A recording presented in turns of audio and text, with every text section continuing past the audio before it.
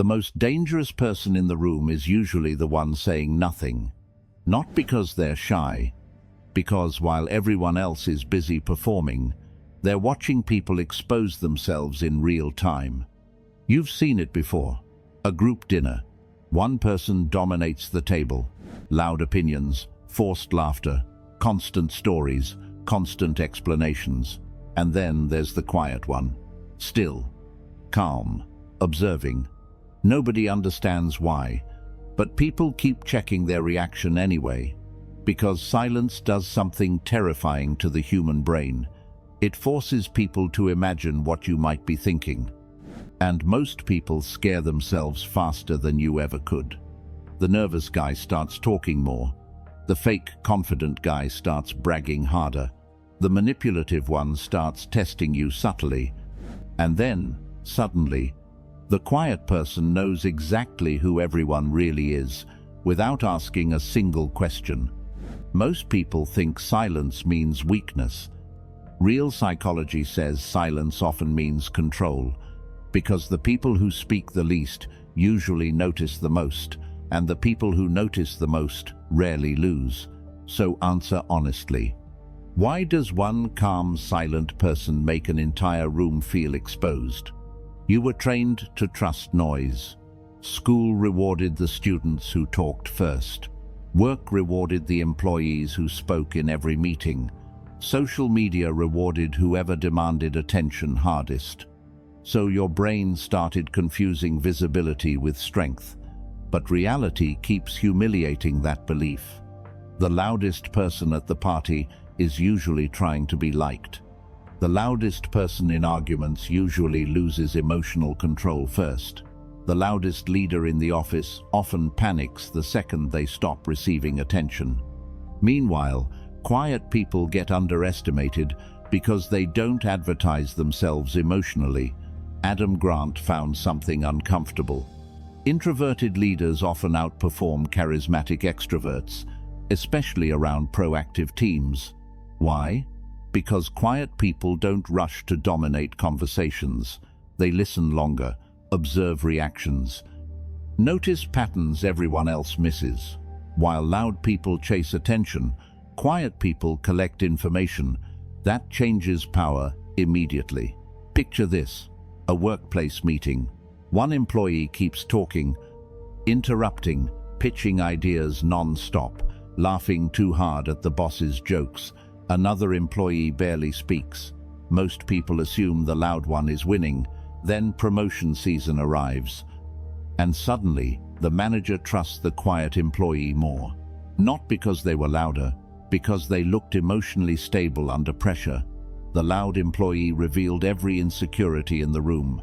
The quiet employee revealed nothing. That difference follows people for life. Your brain automatically values what feels rare.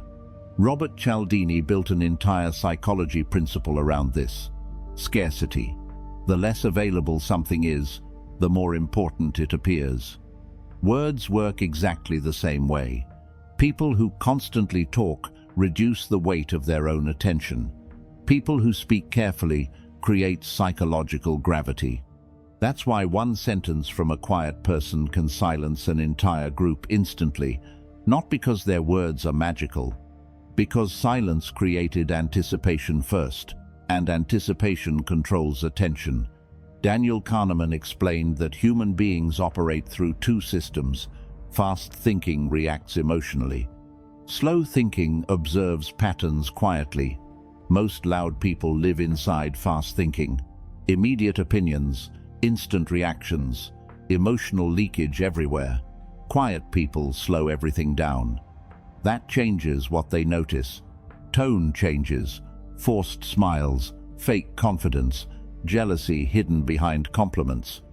And then, suddenly, they understand the emotional structure of the room before anyone else does. That's why calm, silent people often feel intimidating without trying, not because they're aggressive, because nobody can fully read them. Humans trust predictability. The second people stop understanding what you're thinking, they become cautious around you. This is why interrogators use silence deliberately. Why negotiators stay quiet after making offers. Why powerful people rarely rush to explain themselves. The first person who breaks silence usually reveals the weaker emotional position first. You've probably experienced this yourself. An argument. Someone stays calm while you keep explaining yourself harder and harder, and deep down, you suddenly realize you're losing control. That moment changes people psychologically, because silence exposes emotional imbalance instantly. Epictetus understood this centuries ago. He warned against excessive talking because every unnecessary word weakens self-control. Most people speak to release internal tension. Quiet people can sit inside tension without escaping it. That makes them dangerous socially.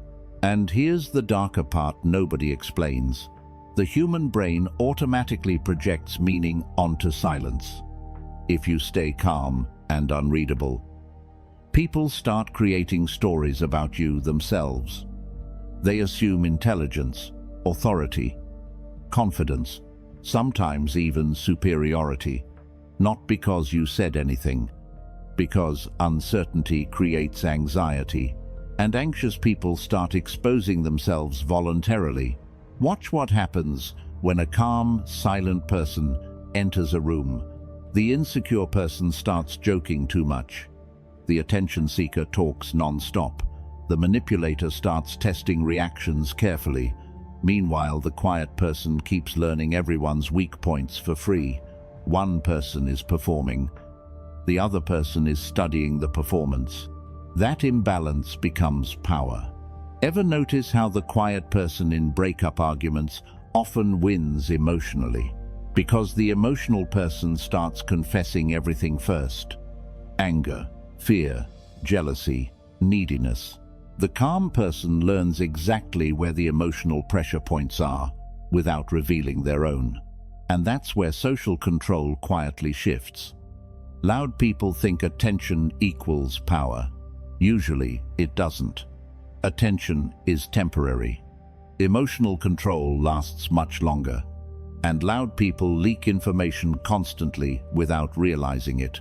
Their ego, their insecurities, their desperation for approval. Quiet people see all of it. Most people cannot tolerate silence because silence removes distraction. The moment conversation dies, people become aware of themselves, their nervousness, their awkwardness, their insecurity. That's why insecure people rush to fill silence immediately. They joke, explain too much, talk faster, overshare, anything to escape the discomfort. But quiet people don't panic inside silence. They stay still long enough to watch others unravel first. That alone changes social dynamics completely. And then, suddenly, you notice something disturbing. The quiet person usually knows who secretly hates who feels threatened, who's pretending confidence, who needs validation desperately, not because they're psychic, because while everyone else was trying to be seen, they were watching behavior. Loud people miss details because they're focused on managing impressions. Quiet people notice details because they aren't distracted by performing themselves. This is why manipulators become uncomfortable around calm people. Manipulators survive on emotional reactions. They provoke, pressure, interrupt, create confusion fast. But emotionally controlled people slow everything down. They pause before answering. They don't defend themselves immediately. They don't reveal emotional wounds quickly, and manipulators hate that, because the person revealing less usually controls more. That's why silence unsettles weak people. Silence forces people to meet themselves. Most of them don't like what they find. Here's how you use silence as psychological leverage immediately. First, stop reacting instantly. When someone pressures you emotionally, pause before answering. 2 seconds feels much longer than you think. That pause signals control. Fast reactions look emotional. Controlled pauses look dangerous. Second, stop oversharing your emotions. Most people destroy their own leverage by revealing too much, too early. Plans, insecurities, intentions, neediness. Quiet people understand something cold. Information is social currency. The more people understand your emotional state, the easier you become to manipulate. Third, finish speaking first. Make your point clearly, then stop.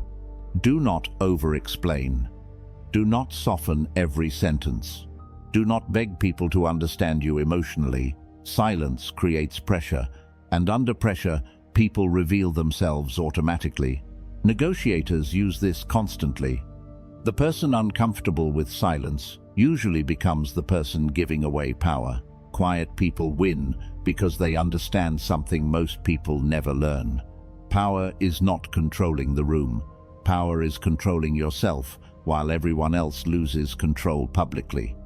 Anyone can dominate attention with noise. Very few people can remain emotionally unreadable under pressure. That's why silence feels unsettling, because deep down, everyone senses the same thing. The calmest person in the room is usually seeing far more than they reveal, and the person revealing the least is often the one holding the most power. Tell the truth in the comments. Who disturbed you more in life? The loud person demanding attention, or the silent person who watched everything quietly? Subscribe to Psychex, because in a world where everybody exposes themselves constantly, the person who stays unreadable becomes impossible to control.